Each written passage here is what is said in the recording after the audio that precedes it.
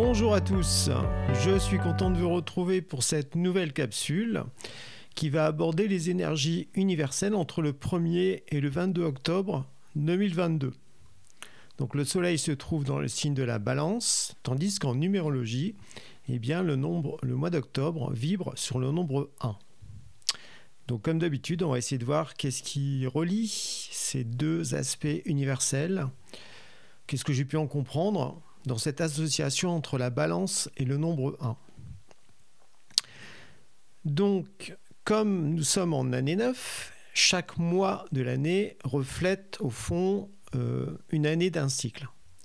Donc jusqu'en septembre, eh bien, on avait passé en revue, durant les 9 premiers mois, eh bien, les 9 premières années du cycle, de 2017 jusqu'à 2025. Maintenant que nous entrons en octobre, eh bien, ça peut nous donner des pistes sur ce qui va advenir dans les 3 années qui viennent. Donc octobre va refléter certaines choses de 2026. Novembre, ça sera plutôt 2027 et décembre 2028. Donc quand on voit un petit peu ce qui se met en place au sein des gouvernements, notamment en Angleterre actuellement, avec le fait de faire beaucoup de forcing pour imposer l'identité numérique aux gens, en leur disant que s'ils n'acceptent pas l'identité numérique, ils ne pourront plus travailler, eh bien on est en plein dans 1984, on va dire, on est en plein dans le fait d'imposer comme un nouveau fonctionnement, donc ça va bien avec le nombre 1, qui est très directif, qui peut être tyrannique, qui peut imposer sa volonté aux autres. Donc durant ce mois d'octobre, on verra ce qui se passera. Donc en tout cas, ça peut nous montrer des signes avant-coureurs de ce qui pourrait être, on va dire, presque imposé ou fortement impulsé en 2026. Donc c'est important de voir dans les autres pays, parce qu'en fait, l'aspect mondialiste ne met pas tous ses œufs dans le même panier. Ils essayent diverses choses dans différents pays. Donc à la fois en France, il se passe des choses, il y a en Angleterre, il y a au Canada. Et tout ça mis bout à bout, en fait, ça tend vers le contrôle absolu de l'être humain et donc la perte de sa liberté, de son libre arbitre. Or, le mois 1, en tout cas en octobre, montre ce besoin au fond de saisir sa liberté, de saisir sa force intérieure, d'être maître de son destin, de sa destinée, et donc de ne pas se laisser faire. Donc il y a un aspect combatif là-dedans, qui est là, qui est assez présent, qui devrait être présent durant le mois d'octobre. Alors soit on accepte la confrontation avec des autorités, quelque chose, des organismes qui veulent nous imposer de force certaines choses, ou soit on résiste au fond, ou soit on va totalement se soumettre, on va faire preuve de lâcheté.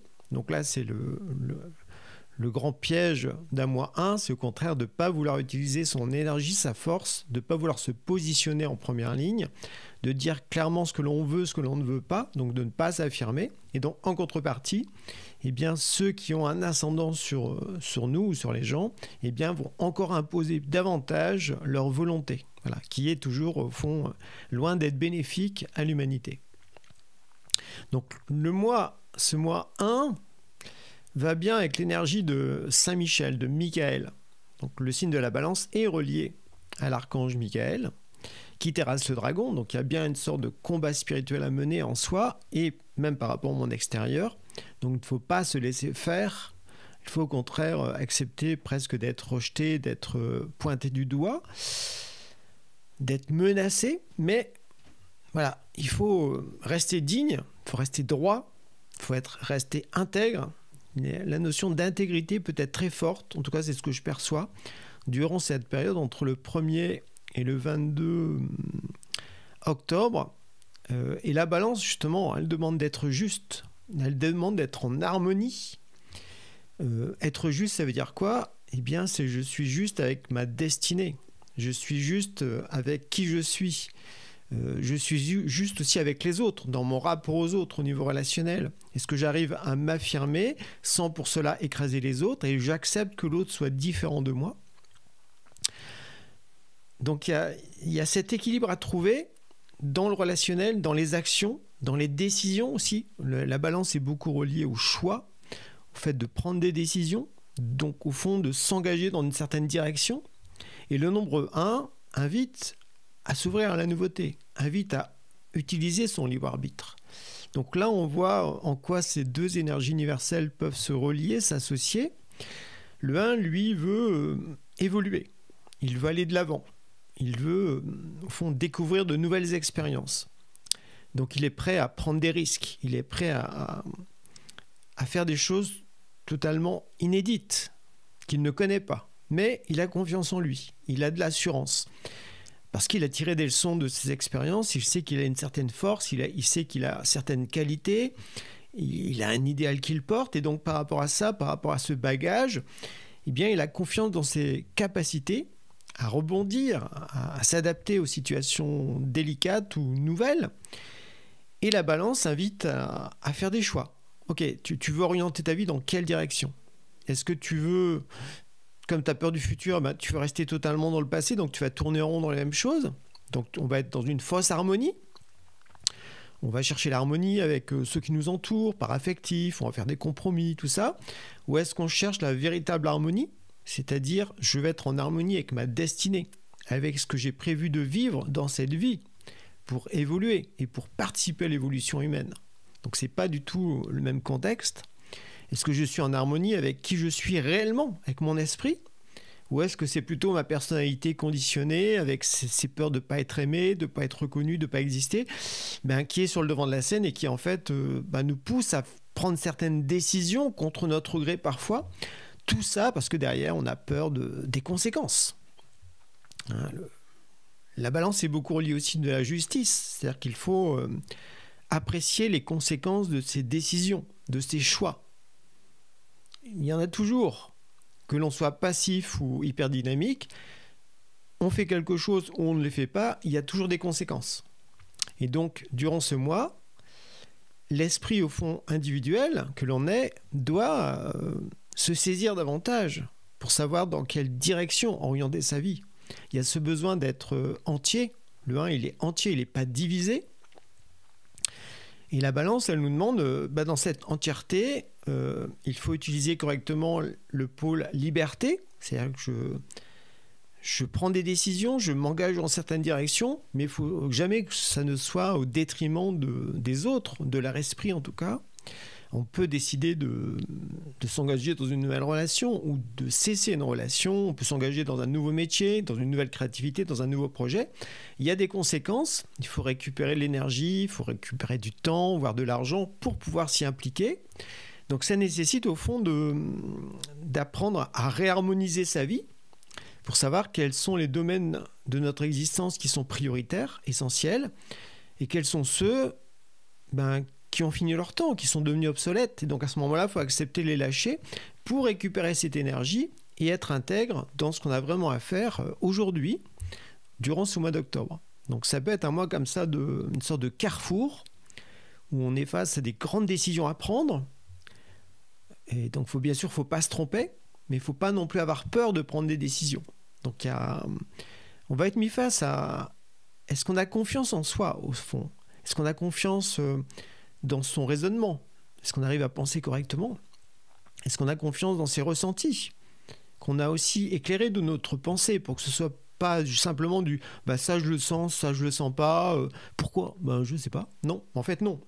Un bon ressenti, il vient s'associer avec une pensée lumineuse, ce qui fait qu'en soi, il y a une certitude que oui, c'est important de s'engager dans telle direction, dans tel projet, dans telle relation, dans telle nouvelle discipline, dans telle formation, parce qu'on sent que c'est relié à notre destinée. Ça a du poids. Avec la balance, on pèse les choses. On pèse quelles sont les conséquences, mais aussi le poids sur notre destinée, sur notre vie. Voilà. Et est-ce qu'on sent que c'est un bon poids? Quelque chose qui est bienveillant, quelque chose qui va nous aider à nous révéler davantage. Ou au contraire, si on a pris une mauvaise décision, eh bien en quoi ça nous pèse, en quoi ça nous empêche de nous révéler. Et à ce moment-là, il est temps de faire preuve d'un peu de courage, d'accepter de renouveler une partie de sa vie Parce que si on reste là-dedans, on va au contraire s'enfoncer dans quelque chose qui ne nous convient absolument pas. Et que petit à petit, le poids de la culpabilité, on peut la ressentir si on ne fait pas ce qu'on a à faire vraiment. Au fond, voilà. Après, on peut le culpabiliser parce qu'on a fait certaines actions où on n'est pas fier de ça, donc on ressent qu'on a été trop égoïste ou immoral. À ce moment-là, il faut faire un travail sur soi pour permettre de s'alléger, de comprendre déjà qu'est-ce qui fait qu'on a réagi, qu'on s'est comporté de telle façon, pour en tirer des leçons, se pardonner, rééquilibrer au fond la balance, notre balance karmique, voire accomplir des actes de don vis-à-vis de certaines personnes ou de pardon. Par un don, on transforme l'énergie pour justement s'engager dans cette énergie du renouveau avec le moi 1, en étant léger et en ayant plus conscience de ce qui est essentiel à notre évolution, à notre destinée, à notre vie aujourd'hui. Le grand piège, au fond, qu'on pourrait rencontrer, c'est l'indécision. On a peur de se tromper.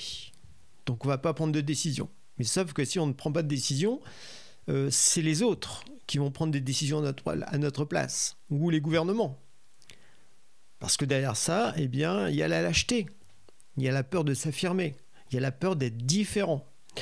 Et donc, si on n'a pas suffisamment conscience de qui l'on est vraiment, parce que le nombre 1, la grande question, c'est qui suis-je ? Donc, qui je suis en tant qu'esprit. Donc, ça nécessite aussi de faire bien le distinguo entre qui je suis en tant que personnalité, comment je me comporte, c'est quoi mes rôles sociaux, c'est quoi les formes de la société auxquelles j'adhère, mon histoire familiale, tout ça, c'est ça qui définit ma personnalité. J'ai un côté sombre, c'est l'ego, qui peut se manifester quand il y a des remises en question, quand il y a des situations déplaisantes qui d'un seul coup, notre part obscure remonte à la surface et sort les dents. C'est visible, on le ressent en soi, puis on le ressent, les autres le ressentent aussi. Et puis il y a aussi, à partir du moment où on arrive à se décoller de sa personnalité, mais qui je suis en tant qu'esprit au fond, c'est quoi les valeurs éternelles, universelles qui me correspondent, quelles sont les qualités que j'ai, quelles sont les vertus, les idéaux que je chéris, quelles sont les connaissances que j'ai pu assimiler sur la nature humaine, sur la spiritualité, quelles sont les bonnes actions, je sens que j'ai vraiment accompli des actions de bien au cours de ma vie, quels sont les projets qui m'ont permis de me révéler, de faire éclore de belles choses dans le monde, soit de défendre la vérité, soit d'apporter de la beauté, une véritable beauté qui touche le cœur des gens, soit d'accomplir des bonnes actions, du bien, véritablement. Donc tout ça, ça définit davantage notre esprit, notre jeu véritable. Donc c'est intéressant d'essayer de voir durant cette période ces trois niveaux. Le niveau ordinaire de la personnalité, le niveau spirituel du jeu, qui sait davantage qui il est et pourquoi il est sur Terre, donc qu'il a pris conscience d'une partie de sa destinée, et puis aussi la part égotique, l'ego, qui lui, il existe et il faut le transformer en cours de route en quelque sorte. Donc par rapport à cette question du qui suis-je, je viens de sortir un nouveau livre qui s'appelle Identité et numérologie, donc, que je vous invite à découvrir sur mon site, le large extrait. Donc je vous ferai une vidéo prochainement là-dessus. Donc ça évoque justement ces trois niveaux par rapport à notre identité de naissance. C'est pas pour rien que l'on a un nom de famille plus des prénoms. Donc j'explique tout ça en détail, en utilisant ces trois niveaux possibles, le niveau ordinaire de la personnalité, le niveau spirituel du jeu et le niveau égotique, parce qu'on a tous les trois. Donc c'est très important d'arriver à se situer comme ça. Et là encore, ça permet de faire des choix. Quand on a des choix à faire, au fond, qui c'est qu'il y a derrière ? Est-ce que c'est la personnalité qui veut rester dans le connu, dans ses habitudes, qui a des peurs et qui veut nourrir ça ? Est-ce que c'est au contraire une décision de l'ego parce que on veut détruire quelque chose de bien ou on veut se braquer, mais c'est purement égotique ? Ou est-ce qu'on prend une décision en son âme et conscience, avec l'esprit, avec le jeu ? Parce qu'on sent que ça va être évolutif, ça va nous faire grandir. En même temps, ça va nous demander certainement certains efforts, une certaine transcendance. Mais au fond, ça va nous permettre de nous révéler davantage. Et donc d'être plus intègre. Donc cette notion d'intégrité, pour être en harmonie avec soi-même, avec sa destinée, avec le monde aussi, avec l'univers, pour être juste dans ses choix, dans ses décisions, dans ses engagements. Et ça, ça permet au fond après de vivre ses relations autrement. On est conscient de sa différence, on est conscient de son esprit, de son individualité, et on accepte davantage l'individualité des autres. On accepte davantage leurs différences, et leur différence n'est pas un danger, mais au contraire, quelque chose qui peut aussi nous émerveiller, parce que, voilà, dans toute relation, on pourrait dire qu'il y a là encore, il y a trois facettes. Il y a trois choses qu'on peut voir. Il y a en quoi on est semblable à l'autre. Donc là, on est sur la même longueur d'onde. En quoi on est complémentaire. On comprend qu'ensemble, waouh, on peut vraiment faire des choses parce que chacun apporte sa contribution et ça forme un tout. Et le troisième point de la relation, c'est en quoi on est foncièrement dissemblables, différents. Et là, il faut faire un effort pour s'intéresser. Mais attends, ce truc-là, ça te passionne ? Moi, au contraire, waouh, ça me fait réagir, ou je sais pas du tout, ou ça me laisse indifférent. Pourquoi est-ce que ça te passionne autant ? Donc là, on bascule dans un intérêt sincère pour l'autre. On essaie de comprendre certaines choses qui font de lui son intégrité, son individualité, et qui nous est totalement étrangère. Donc à ce moment-là, ça demande un effort d'ouverture. Donc ça va bien avec le nombre 1, parce que l'ouverture, c'est dans les nouvelles activités, mais c'est aussi porter un nouveau regard sur l'autre. Donc ça veut dire aussi que quand on connaît quelqu'un depuis très très longtemps, eh bien c'est d'arriver au fond à renouveler cette image, parce que sinon dès qu'on le croise, eh bien il y a toute la source du passé qui revient, puis finalement, même si la personne elle a vécu des choses qui l'ont changé, qui l'ont transformé dans sa vie, eh bien on ne les voit pas, parce qu'on projette sur cette personne toujours notre image du passé qui au fond n'est plus valable. Donc il y a ce besoin aussi, cette possibilité durant cette période d'octobre, de renouveler l'image que l'on a de certaines personnes, des gens que l'on apprécie ou que l'on connaît depuis longtemps, mais au fond on a envie de les voir autrement, on a envie de les voir aujourd'hui. Qui ils sont véritablement. Alors pour certains, on verra qu'ils n'ont pas changé, voire pire, ça s'est dégradé, mais pour d'autres, en essayant de cultiver ce nouveau regard sur l'autre, on peut être touché parce qu'on perçoit qu'il y a l'esprit qui émerge chez l'autre. Et cet esprit se manifeste dans certaines choses, dans certaines actions, dans un certain comportement qui, au fond, ce comportement est nouveau et ça nous fait découvrir une nouvelle facette d'un ami, d'une connaissance. Et ça, waouh, ça renouvelle au fond le regard qu'on porte sur l'autre au niveau relationnel. Donc voilà un petit peu ce que j'avais à vous parler, ce que j'avais envie de vous partager sur cette période entre le 1er et le 22 octobre 2025. Je vous souhaite à présent une bonne journée et au plaisir de vous croiser dans une prochaine vidéo. Bye bye!